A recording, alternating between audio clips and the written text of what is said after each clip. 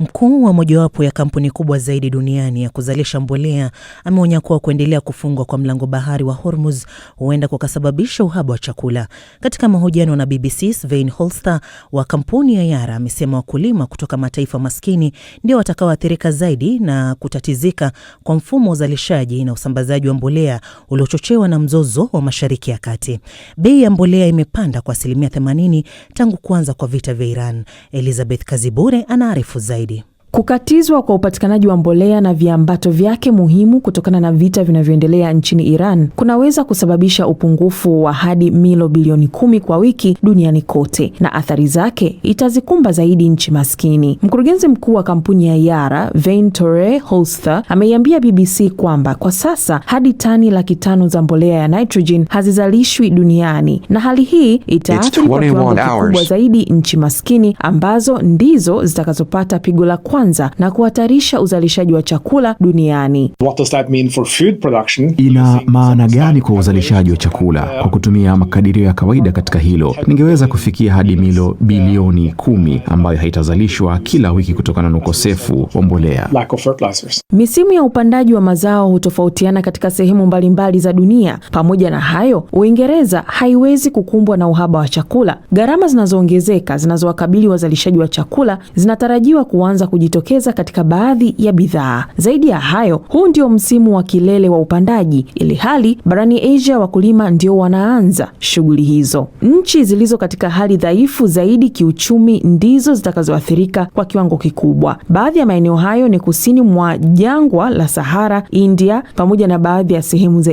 Asia ya kusini mashariki. Hapa tunazungumzia usalama wa chakula, si tu kupanda kwa bei ya mbolea. Tunazungumzia uwezo wa kuzalisha chakula cha kutosha kulisha idadi ya watu. Kwa mujibu wa wachambuzi wa masuala ya kiuchumi, athari za upungufu wa mbolea barani Asia hazitaonekana mara moja katika bei za chakula hadi mwishoni mwa mwaka, wakati ambapo mavuno yaliyopaswa kupandwa katika msimu wa masika yatakapokuwa madogo kuliko ilivyotarajiwa au kutopatikana kabisa. Profesa Paul Teng, mshiriki mwandamizi katika masuala ya usalama wa chakula nchini Singapore, amesema kuwa baadhi ya nchi huenda zikawa na mbolea ya kutosha kwa msimu wa upandaji kwa sasa, lakini ikiwa mgogoro huu utaendelea kwa muda mrefu zaidi, tutashuhudia athari kwa mazao kama vile mpunga katika miezi ijayo. Kauli za Profesa Paul zinaungwa mkono na Katibu Mkuu wa Umoja wa Mataifa Antonio Guterres, ambaye ameweka bayana hatari inayotukabili kuhusiana na kufungwa kwa mlango wa bahari wa Hormuz. I'm deeply concerned about the curtailment of navigational rights and freedoms in the area of the Strait of Hormuz. Nina wasiwasi mkubwa kuhusu kupunguzwa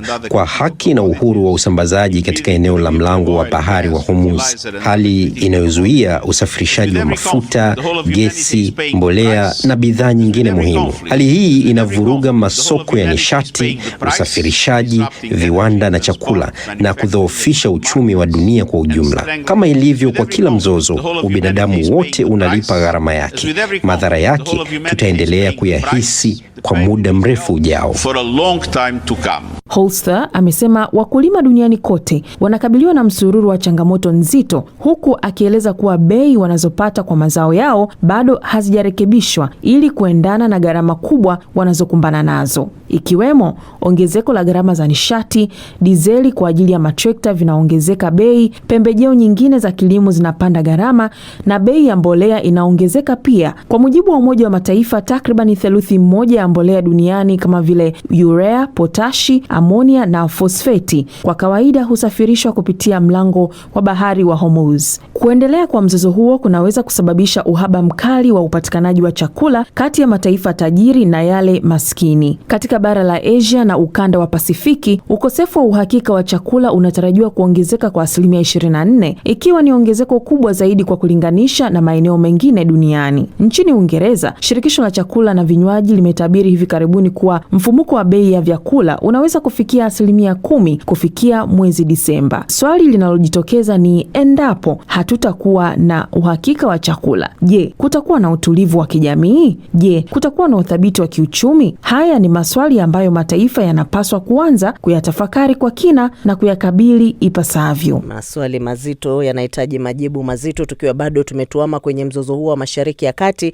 maafisa wa jeshi la anga la Uingereza walioko kwenye kambi moja ya kijeshi nchini Iraq wamedungua takriban ndege 100 zisizo na rubani kutoka Iran. Hii imefanyika katika muda wa miezi miwili ambapo kumeshuhudiwa vita vya Marekani na Israel dhidi ya Iran.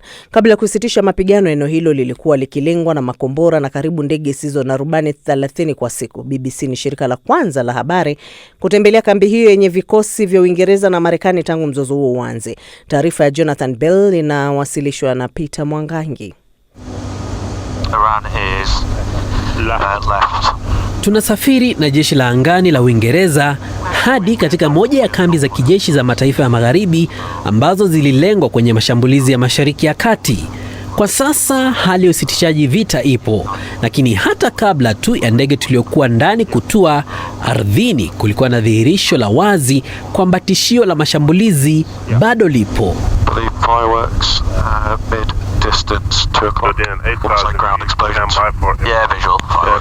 Ndege isiyokuwa na rubani imeonekana punde tu kuhashuhudiwa milipuko.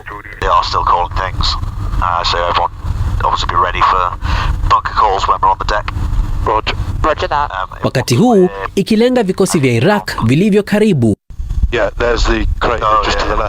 Lakini kabla ya makubaliano ya kusitisha vita, kambi hii ilikuwa ikishambuliwa mara kwa mara. Vikosi vya Uingereza na Marekani bado vimechukua tahadhari ya hali ya juu. Haturuhusiwi kusema kambi hiyo iko wapi isipokuwa Iraq, lakini katika kilele cha mzozo walikuwa wakilengwa mara 28 kwa siku, na hapa ndipo walipotumia muda wao mwingi. Mahandaki yaliyodhabiti. Umelala kifudifudi huku ving'ora vikilia na kelele zikiwa juu sana, na kisha baadaye unaona athari iliyotokea. Unasikia silaha nzito zikipiga karibu nawe na ni vigumu sana. Huu ndio mfumo wa ulinzi wa anga ambao umewasaidia wanajeshi hapa. Kwa kutumia kombora la masafa mafupi, tayari imeangusha ndege nyingi zisizo na rubani. Tunarekodi filamu gizani kwa sababu za kiusalama. Hawataki kuangazia maeneo yoyote ya kambi hii.